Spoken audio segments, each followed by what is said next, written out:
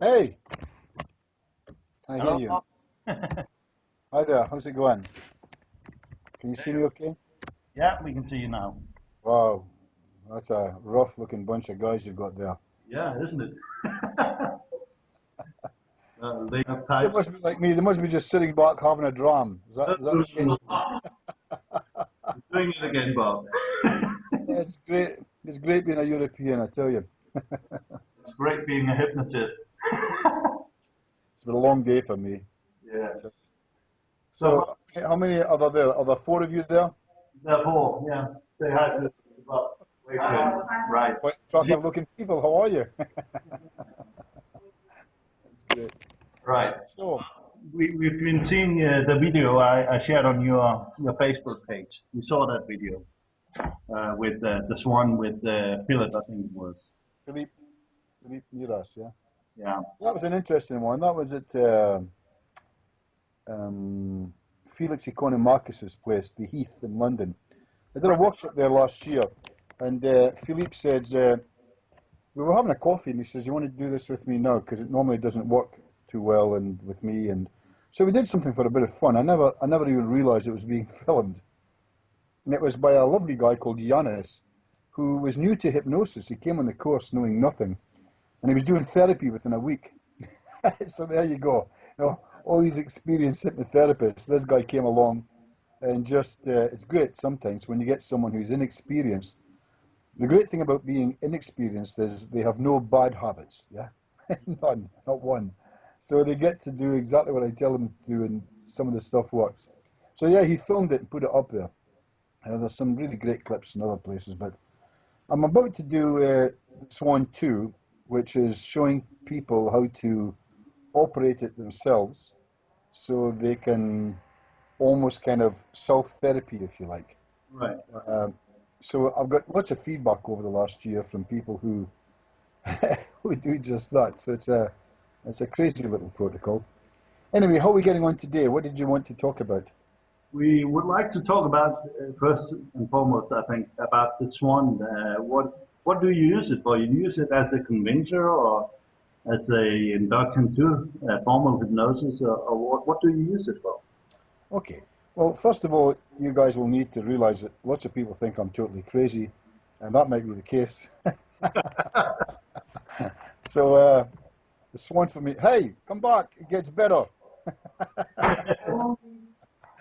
So after doing hypnosis for about a third of a century, I guess you get involved in idiomotor responses. Your picture's frozen, by the way. Can you still hear me? Yeah, we can still. I Can you think hear? we've gone offline. All right. No, we're back again, are we? Okay, we're here. Connection between you is too slow for good video. Oh, hang on. Do that. Yeah. How is that? I can hear you now. Can you hear me? Yeah, we can hear you and we can see you. Now we closed off the video there, so. Well, I don't get to see you now. I don't know. I don't know what you're doing. All right. Can you hear us? Okay. Yeah, everything's fine.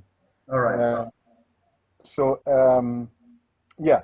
So idiomotor responses. A lot of people do idiomotor responses, and that's quite cool. I like idiomotor responses, but the Swan for me is. I was looking for something different. I'm one of these strange people that I spend a lot of time talking to my subconscious, I guess, and I was looking for something different to do. I'm very happy to tell the world really that the Swan for me was inspired by Barry Thane's wrist lift. You know Barry Thane's wrist lift, yeah? No, no. Ah, it's rubbish. No, it's very good. Barry Thane's a great therapist, All and right. his wrist lift is good. And but I wanted something else, so it was a Saturday morning at home. Some of the best things come out of nothing, do they not? And it was a Saturday morning at home, and I noticed I was sitting kind of like this. I don't do this a lot, by the way, but I was kind of I'd put something down or sitting like that, and I happened to look at my hand, and so I thought, let's try something. So I said, I'm now talking to my subconscious, and if you're there, give me a sign. And I have to say, I've never been a great hypnotist. I'm far better now than I ever was, but I used to be pretty bad. So after a while, I got this thing that it kind of went like that, and I thought, okay, that could be me suggesting to me. So I'm pretty. I need to explain that I'm pretty. I'm a pretty. I'm a pessimist. I think it's good to be a pessimist in the therapy room. You know, you get lots of optimists. They get disappointed a lot, and so I think pessimism is good, as long as you're a positive pessimist. I think that's what I am. So I'm not a positive optimist, but I am a positive pessimist. So I assume the worst will happen, but I'm assuming that I'm going to handle it when the worst happens, and we can maybe get something out of it, I suppose. So I assumed nothing, but thought let's try this that particular day. So I got a twitch. I said, "Well, that's pretty good. Can you do more? Could you take a hold of my whole arm, my hand, my wrist, my arm, right down to the elbow and turn it?" And I'm fast forwarding now because this took 15, 20 minutes, yeah. But then suddenly this happened. I got a little twitch, and I thought, okay, that could be me again. Like I said, but best to be pessimistic about the whole thing and assume the worst. It could be me. Put the hand back. It came again. And I thought it could be because I'm on a fulcrum. You know, I could be sitting like this and it keeps falling like that after a while. But I thought, let's carry on for a while and see what happens. So after a while, it turned, and it turned, and it really turned, and then it really, really turned. And I asked it to say hello to me. There's no one else in the room. There's only me. So it doesn't really matter if I appear a total idiot. Nobody would know. And suddenly my hand kind of waved to me, kind of like that. So then I assumed, again, pessimistically, the worst, that it's me again, just talking to it. But I realized at this point my arm was kind of falling like that. So then I asked my hand and my arm that if this is real, and if it's not me, you can do something that I certainly can't do and wouldn't do. You can take it back. And then suddenly this started happening. And it was at this point, you know, you get these eureka moments. I call them eureka moments. I think that's what they are. Or aha moments. Aha. Uh, so I shouted. My wife Lee was upstairs doing what women do. You know, nail varnish, knitting, doing what women do. She was actually reading a book in philosophy, I think. And I screamed, Lee, Lee, come and see this. So we did it a few times. So all I had was me. All I had was me in my hand, which is not empirical evidence of anything. I could be crazy, it could be me, but I started doing stuff with people. I started investigating this thing that I eventually called, because it looks like a swan, it kind of looks like a swan. The interesting thing about the swan, if you're doing it with anyone at any time, you show them, sorry about the angle here, you show them that this looks kind of like a swan, yeah? And then you show them for it to be correct, of course, you have to get them to do this. You have to get them to flop it, yeah? Because that's not a relaxed hand. That's me impersonating a swan as if I was one of these shadow puppeteers. If I really relax it, this happens. It's nothing like a swan. Or a swan that's been hit by a truck. That's British. That's British humour, by the way. How's that going down over there? I don't hear any laughter. Anyway, never mind. So in the therapy room, I tell people to do this and then completely flop it. I'll test it. I'll do this to make sure it's. If I do that and it stays like that, then it's relaxing. So in other words, I need a dead hand on top of an arm and an elbow. That's all I need. So when I started doing my tests, a lot of the results I got were pretty good, but they were good for the wrong reasons. I think I was using too much suggestion, and some of them wanted to please me. As hypnotherapists, you'll understand that happens. They wanted to show me their skills, which sometimes aren't there, but they want to do the right thing by the therapist or by the tutor. So I then started changing it to make it clear that this, I do not want you to go into hypnosis. I do not want you to close your eyes. In the beginning, it was close your eyes or keep them open. Now I tell them keep your eyes closed. Sorry, keep your eyes open. Keep your eyes open. Do not go into trance. If I even get a suggestion you're going into hypnosis or any form of trance, I'm going to stop it. Rather, what I want you to do is three things. Number one, don't try and fight me in any way. But number two, don't try and help me in any way. Don't do anything to please my ego or to show me how wonderful you are. I'm really not interested. I want you not to help me, not to fight me, but rather to allow this part of you to do whatever it wants. So, in a well, in a scattered nutshell, that's the basis of it. So we have a situation, we have a premise now, where they're not going to fight me, they're not going to help me, but rather they're going to allow. One of my favourite words, in fact, my very favourite word in the therapy room is to allow. Just allow and see what happens. Again, one of my favourite phrases is let's see what happens. And again, after that, you'll hear me often say, when I'm mentoring, the student will hear me say time and time again, I don't expect anything to happen. Probably nothing will happen, don't worry about it. I don't see any way that things might happen, but don't worry about it. Just flop, and later we'll talk about why it never happened. But after that, I tell them that one of three things can take place. There's one of three responses. Either number one, something will happen, which is quite cool, and I'll test that. We'll come back to that later. We'll test that. Or number two, nothing will happen, but you feel something attempting to happen. You'll get a feel. It's a kind of a, and again, I try not to tell them too much, but it's a kind of an awareness. Some people call it a buzzing. Some call it an electricity. And I'm not happy that I do that, by the way. I don't think it's good that I do that. I'm thinking of stopping that, because even then, that is a form of suggestion. I'm aware of that, but as a hypnotist of 30-odd years, I sometimes have to slap myself and stop myself from doing things. It's all habits. Yeah? So even there, I really want them to do nothing, but to see what happens. So remember, number one, something will happen. Number two, nothing will happen, but they feel something happen. And I'll see fibers move in their hand. I like that because it's good empirical evidence that they're not cheating. It's impossible to make something happen in your hand by thought. I can do this, but I can't make these little nerves move. And of course, number three is that nothing will happen and you won't feel anything happen. And that's okay, because that still gives me a response. You've now responded by not responding. In other words, I have a fact. I have the fact that you felt nothing, and nothing happened, and you felt nothing happen. And we can do other things from there. And I will get a percentage where that will happen. I think, for me personally, we're talking 5%, 1 in 20, nothing will happen. That's great. That can tell me so much. It won't tell me right now what it is, but it will suggest to me that that might be because of a blockage, which we'll talk about another time, I guess, that's too long. But a blockage, a part that doesn't want to work with me, a part that's scared of me, a part that recognizes me and says, hey, we don't want to change, or we don't want to do, we don't want to reveal. Or it could be because the person is just bugging me about.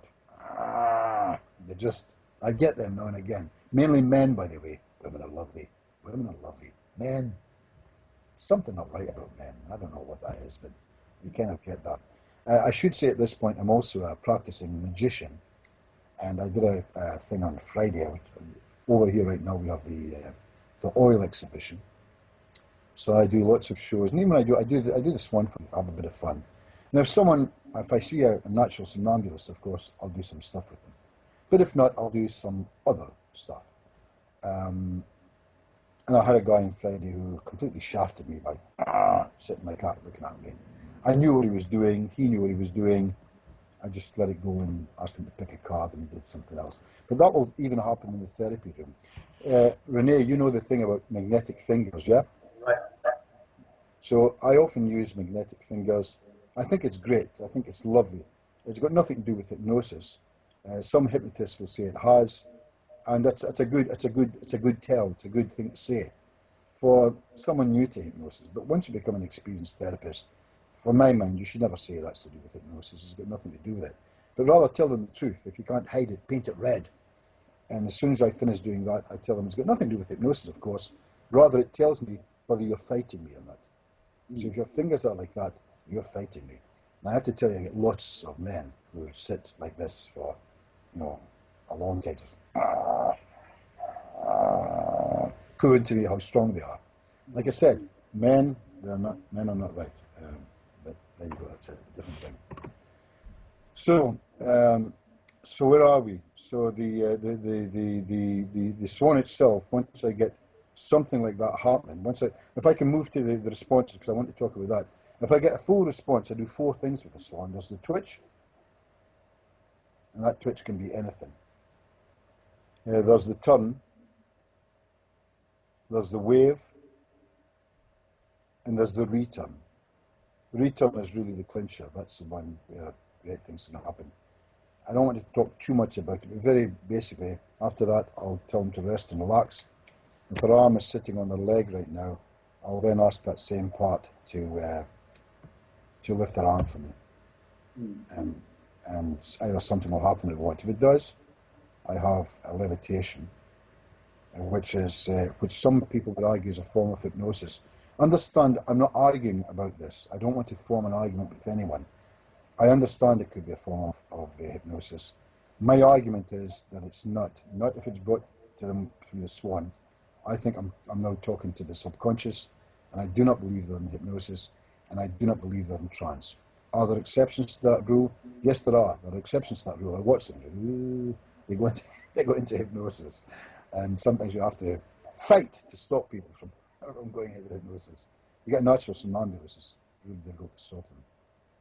So what I'm doing now is I'm testing. Remember, I've done the Swan, I've done the twitch, I've done the turn, I've done the wave, I've done the return.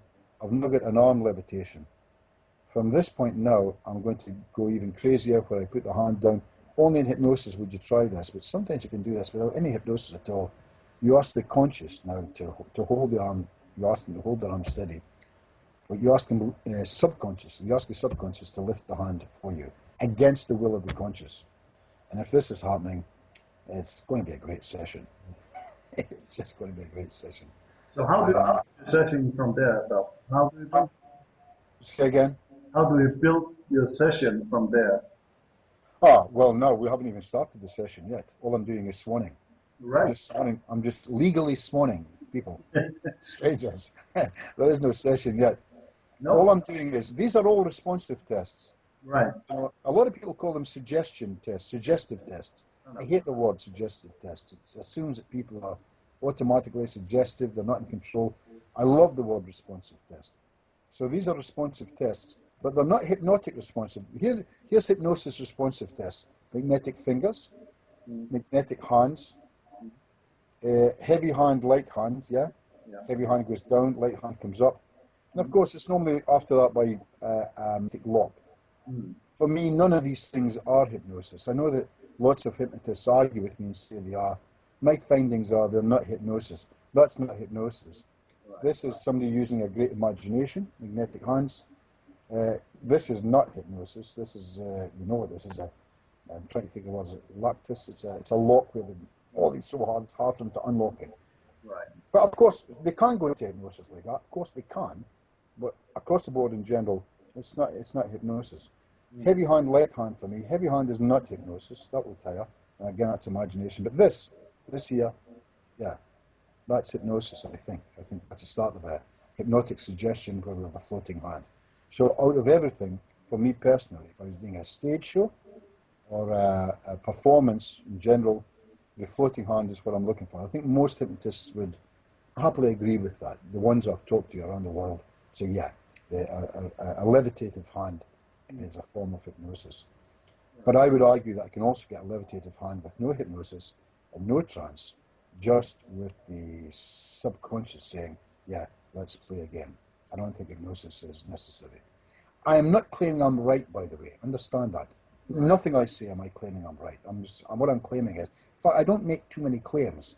Rather, I simply report what's been happening in the therapy room.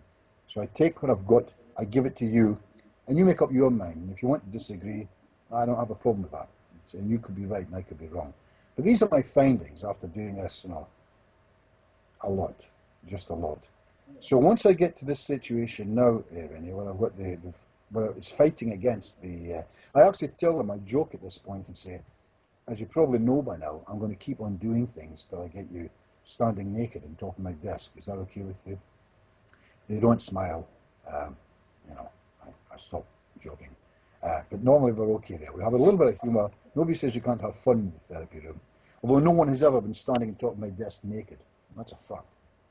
Okay, so so we do that kind of stuff, and And now that I know, until it stops, if I get the floating hand, I might at this point, in fact I will at this point, go into uh, IMRs, yes, no.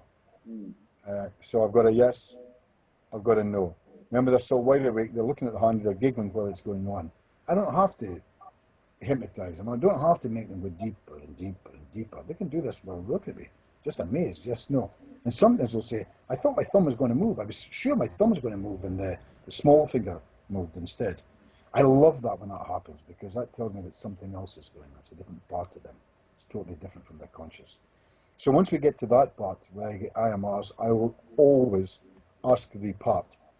I'll say, well, listen, you're very strong. Can we try just one more thing? Probably won't happen. Don't worry about it. It's not going to happen. But can you take a hold of them? Would you like to try? Ask three things. Number one, if it were possible that you could talk to me, physically talk to me, is that something that you would like to do? If I get a yes, I'll move on to, okay, I don't expect you'll be able to, but is it something you'd like to try and do? If I get a yes, I move to the next stage. If that was possible, is that something you'd like to try, just try and do right now? Is that possible? If I now get three yeses, I say, then go on then. What I'd like you to do is just for a bit of fun. If it happens, fine. If it doesn't happen, don't worry about it. Can you take a hold of the vocal cords right now, the cardiovascular system, the breathing, the lips, the tongue, the mouth, the teeth? Can you actually organize that without spooking them in any way, without making them nervous in any way? That's really important. Can you try and say hello to me and just see what happens? At this point now, you will see some people kind of look at you strangely. Some people smile, and some people shrug, and because it's not going to happen, is it? And a lot of the time it won't happen, but sometimes you will simply get hello. And at that point, I'll ask them, did you say that? They'll laugh. They'll normally laugh a lot at this point. So, no, absolutely not. If you ask them later, they'll tell you, I felt it coming just as it came. Sometimes, of course, you'll get that. And they'll laugh while they're doing it. It's important that they don't get spooked. There's a French name for this. I don't know what it is. But it's like, I need to talk to my friend again, Philippe. It's that it's something incredible happens in their life, yet it has no meaning for them. It doesn't spook them. It's a matter of fact thing. It's kind of like this is not French, but it's kind of like a no indifference, you know. Or rather, there is indifference. There's total indifference to the fact that I'm talking to a stranger. I've been with them for 50 minutes, and suddenly I go, hello. And I'm not spooked at all. And I'm not hypnotized either. So I'm not hypnotized, I'm not in trance, but I accept what's happening as a new norm in my life. And I think when that happens, that's rather fantastic. Can you imagine sitting in a cafe, telling somebody in a second, I'm going to snap your fingers, your mouth is going to say hello, and you won't be spooked? It would be pretty close to being impossible. But, way, way, way, way over 95% of the time, they just accept this, and they're quite tickled by it. At this point, I have a line that I use. It's not just a line, it's not a throwaway line. It's something that I believe, and I'm happy to say to people, isn't it cool that, all that times in your life that you maybe thought, at times in our life we think we're alone. And wouldn't it be cool to know that A, we're not alone, and B, that we never have been? I think it's really one of the most wonderful, comfortable thoughts there are. And unless everyone's lying to me, hundreds of people would agree with that. And the Swan does that. Instead of zapping people, putting them out, making them, go into a deeper, deeper, deeper, deeper spending. And there's nothing wrong with the work of the giants on whose shoulder I stand. There's nothing wrong with hypnosis. Hypnosis is great. And putting people into trance is wonderful. And making them go deeper and deeper is fantastic in order to get to the bit that you want. But a lot of the time, you can do it with so much fun, with them realizing exactly what's going on, and you go from there. And once we do it, once we have the session of the Swan, once we've got that, if that happens, wherever I've failed, wherever I've stopped, I stop now, and I go into a normal induction now, whichever induction you prefer. In my case, it's normally one of my favorites is hand to head induction. It can be anything. Pick a spot in the wall was the first induct spot in the ceiling or wall. Better if it's a ceiling because the head is up and their eyes are up and their eyes will tire. I even tell them that. Their eyes are feeling tired, and why would they not feel tired? They've been looking up for ages. They even giggle. It doesn't matter what they think consciously. I'm talking to their subconscious. And as I tell every one of them, every single one that comes into the therapy room, I can tell you now you don't have a conscious problem. If it were, you would have fixed it by now, wouldn't you? Why would you let it go? The fact that you haven't fixed it after seeing a psychologist, a psychiatrist, a cognitive behavioral therapist is because you don't have a conscious problem. You've got a subconscious problem. My job is to go into your subconscious, find out what's going on, and fix it for you and deliver it back to you. So although they've got a subconscious problem simply means this, doesn't it? It means it's all inside of you, but it's totally outside your control. So someone has to go in, and that's what a clinical hypnotist, I think, does. And a lot of the time, I know you've probably had this hundreds of times, Rene, you'll get people saying, I'm worried in case I lose control. If you go into every, again, something Barry Kane, bless him, mentioned, it was a really great post about a year ago. If you go into all the top hypnotherapist websites, they'll tell you not to worry because you will not lose control. You'll be in total control at all times. Well, they obviously can't do hypnosis because I tell the client, my job is to take control. You will lose control. I'm going to try and take control, and I'm going to try and clean it up, whatever it is, and I'm going to give it back to you.